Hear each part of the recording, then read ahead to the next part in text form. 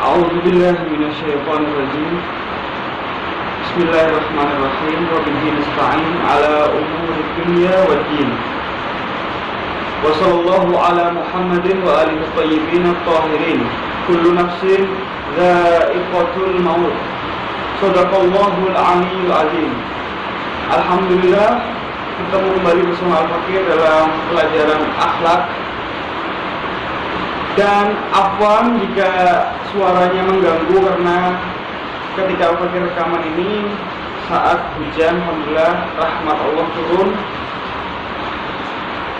Semoga antum semua diberikan kesehatan oleh Allah dan diberikan taufik serta hidayah untuk selalu semangat dalam mengikuti pelajaran-pelajaran daring ini. Ayuhat talabah al-a'izza, pembahasan sebelumnya dalam akhlak telah kita bahas tentang sebuah sifat yang ada dalam diri manusia, yang mana sebuah potensi yang ada dalam diri manusia yang disebut dengan syahwat yang ada sejak bayi. Dan jika syahwat seseorang itu lurus, maka yang terjadi adalah salah satu dari usul akhlak, salah satu dari pokok-pokok akhlak, yaitu al-iffah. Dan kita bilang iffah ini adalah pengeremannya. Jika kendaraan harus ada remnya supaya dia bisa mengatur jalan agar tidak tertabrak atau tidak terlalu cepat, harus ada remnya. Maka dari itu diri kita juga butuh rem agar syahwat, semua syahwat yang masuk dalam diri kita, semua keinginan, tidak harus semuanya dituruti, butuh rem. Remnya itu disebut dengan al-iffah. Baik. Lalu kemudian setelah al-iffah kita bilang potensi yang sudah ada dalam diri manusia sejak kecil, yaitu syahwat dan ghadab. Ghadab ini emosi. Akan tetapi bedanya apa? Emosi ini datangnya, kelihatannya, nampaknya setelah anak bayi itu berumur, anak kecil ini berumur sekitar 3, 4, 5, berumur sekian baru kelihatan dia memiliki emosi. Contohnya, seorang anak kecil kejeduk meja, kejeduk meja, dia nangis lah. Lalu kemudian orang tuanya berkata, siapa nak yang nakal? Nak, siapa yang nakal? Ini meja nakal ya. Ya kita pukul mejanya, kita pukul. Nakal mejanya. Lalu kemudian anak itu yartah, tenang. Tidak lama kemudian dia terjatuh lagi, kejeduk lagi ke meja. Siapa yang nakal nak? Lalu kemudian mejanya dipukul sama anak tersebut. Akhirnya dia merasa tenang. Nah, ini mulai muncul yang namanya ghadab, emosi tersalurkan dengan memukul benda, walaupun dia belum sadar bahwasanya meja itu tidak terasa kalau dipukul, tidak seperti manusia kan. Akan tapi ini sudah memenangkan hatinya karena dia sudah menyalurkan emosinya dengan memukul meja tadi. Baik. Setelah itu, semakin bertambahnya usia seorang manusia, semakin liar emosinya. Dan jika sudah liar, maka ini akan susah untuk dirubah. Maka dari itu pelajaran akhlak ini dibutuhkan untuk menyadarkan, memelekkan mata kita semua agar kita tidak lalai dalam emosi-emosi yang tidak perlu. Baik, contohnya emosi ini akan tampak pada manusia ketika dia memiliki salah satu atau semua dari ketiga hal ini. Apa itu? Yang pertama yaitu al-jasad. Ketika orang sudah jasadnya bagus, keker, six pack, dia akan merasa bisa meluapkan emosinya kepada orang yang lebih lemah jasadnya. Satu, jasad. Kedua, mal itu harta. Orang yang kaya biasanya akan meluapkan emosinya kepada orang yang ekonominya di bawah dari dirinya biasanya. Atau yang ketiga, al-jah. Al-jah ini adalah jabatan. Orang yang punya jabatan tinggi, dia akan merasa bisa meluapkan emosinya kepada bawahannya. Nah, contoh al-jasad, seorang pemuda umur 15 tahun ketika dia sudah latihan badannya sehingga dia kekar badannya, ketika dia melihat orang yang lebih lemah, dia akan menunjukkan dia akan nantang-nantang untuk menunjukkan dia ini lebih kuat daripada orang tersebut.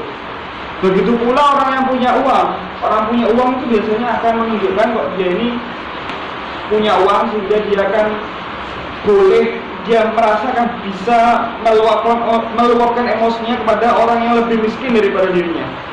Atau jah itu jabatan. Orang yang mempunyai jabatan biasanya akan meluapkan emosinya kepada bawahan-bawahannya. Tapi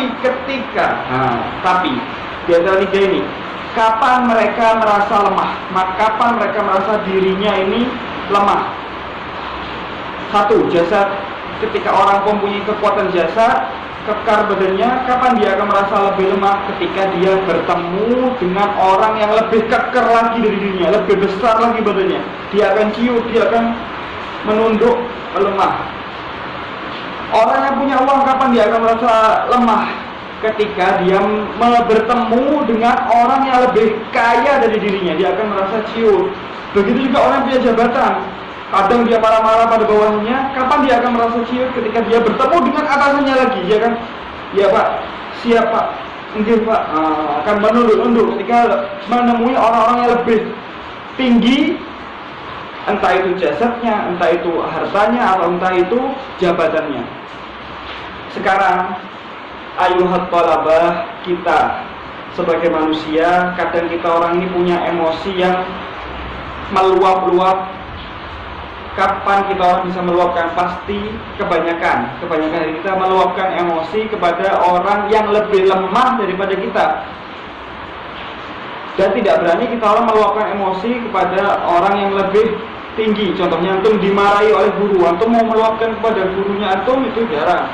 Pasti antum ketika antum gerundel di hati, dendam di hati, antum akan meluapkan kepada yang di bawahnya. Entah itu adik kelas, entah itu adik antum marah-marahi, pokoknya antum luapkan kemarahan antum kepada orang yang lebih lemah daripada antum. Hendaknya ayuhat talabah, kita sebagai manusia, harusnya kita orang ini memiliki kesadaran. Ketika kita orang sudah memiliki kesadaran, akan terjadi yang namanya salah satu sifat, yang sifat ini merupakan pokok akhlak.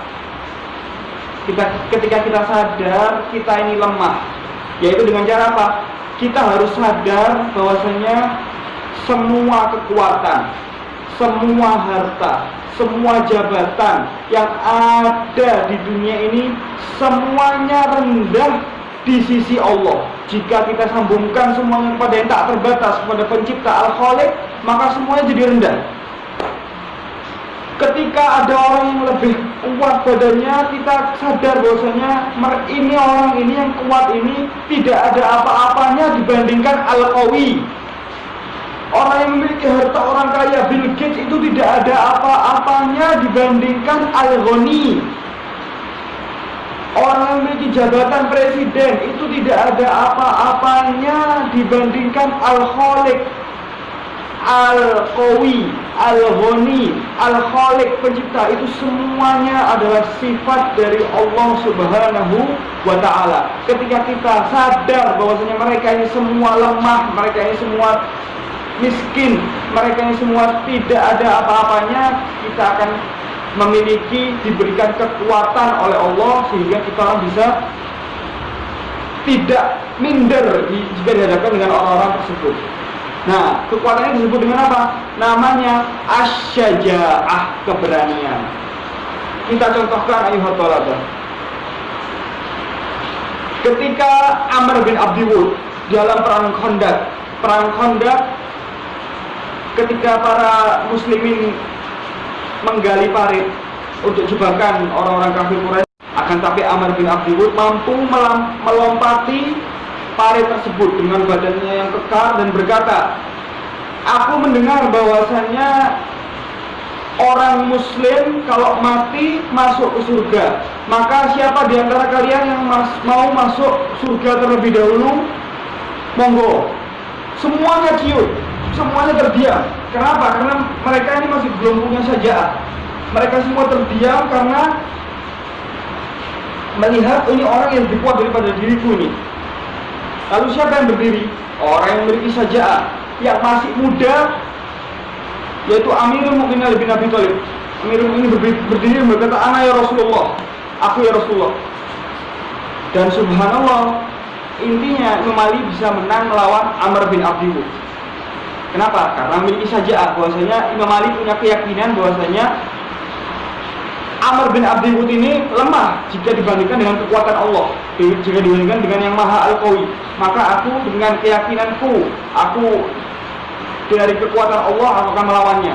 Dan Imam Ali yang masih remaja ketika itu mampu melawan Amr bin Abdi Wud dan menang. Kedua, al-mal, harta ini caranya jika kita orang ingin tidak minder di depan orang-orang kaya. Ingatlah untuk bahwa mereka ini semua fuqara. Ayyuhal insan, ya ayyuhal insan antumul fuqara'u ilallah. Kalau dia yang dhaif, khuliqal insanu dhaifa. Sekarang ayat keduanya, ya ayyuhal insan antumul fuqara'u ilallah. Kalian ini fakir, sekaya apapun kita orang ini miskin jika dihadapkan dengan Allah. Sehingga kita memiliki keyakinan syaja'ah, keberanian, tidak mencuri, tidak korup, tidak nyeper sana sini demi mendapatkan harta yang sedikit. Karena apa? Orang yang korupsi itu berarti mereka tidak berani untuk hidup sejahtera, hidup tidak berani untuk dipandang remeh sama orang lain. Dan orang yang tidak korupsi, dia berarti memiliki keberanian untuk anak berani hidup dipandang sebelah mata, tidak apa-apa, yang penting anak kaya di mata Allah. Itu adalah sifat dari Amirul Mukminin lagi. Amirul Mukminin, walaupun beliau ini sederhana hidupnya, tidak punya apa-apa, tapi beliau masih mampu memberikan makanan kepada fakir miskin. Apa ayatnya? Bismillahirrahmanirrahim. Beliau ini hidupnya sederhana. Beliau ini sering kelaparan, tapi beliau apa? Dikatakan oleh Allah, wa yut'imuna ta'ama ala hubbihi miskinan wa yatiman wa asira. Tetap beliau memberikan makan. Lihat, walaupun orang sederhana, tetap beliau membantu orang. Yang ketiga, al-jah. Al-jah ini jabatan. Jabatan ketika biasanya orang yang ketemu dengan jabatan yang lebih tinggi dari dia akan menunduk. Lihat Imam Ali. Imam Ali dengan jabatannya sebagai khalifah di zamannya, akan tapi beliau tetap bertawadhu, tetap menundukkan diri dan berkata, aku bukan siapa-siapa. Ana abdun min abidi Muhammad. Aku hanyalah seorang hamba aku adalah seorang budak dari budak-budaknya Nabi Muhammad. Aku hanyalah seorang budak, sebagaimana walaupun Imam Ali adalah khalifatu Rasulullah, tapi dia tidak pernah menyombongkan dirinya. Karena ini adalah sifat syaja'ah yang tertanam di diri Al-Haidar, tertanam di diri Amirul Mukminin. Ketika beliau perang, beliau disebut Asadullahil Ghalib, singa Allah yang selalu ghalib, selalu menang. Kenapa? Karena beliau memiliki syaja'ah dalam dirinya. Maka dari itu, kita sebagai manusia jangan suka meluapkan emosi kita kepada orang yang lebih lemah, karena itu biasa, lumayan Pak. Akan tapi kita orang hendaknya mampu berani melawan orang yang lebih tinggi, lebih kaya, lebih hebat dari kita jika dia zalim. Jika dia melanggar syariat, kita mampu untuk mengatakan kebenaran. Anda antum salah, wahai presiden, wahai orang tua, antum salah. Jika mereka benar-benar salah, maka kita orang harus mempunyai keberanian untuk mengatakan kebenaran walau itu pahit. Qulil haq walau kana murran. Itu adalah sebuah syaja'ah. Jadi tanamkan keberanian dalam diri antum untuk berani berbuat benar walaupun merugikan diri antum. Itu namanya asy-syaja'ah. Wa bihadza tammal kalam wa rufi'al maqam wa sallallahu ala Muhammadin wa alihi thayyibin at-tahirin.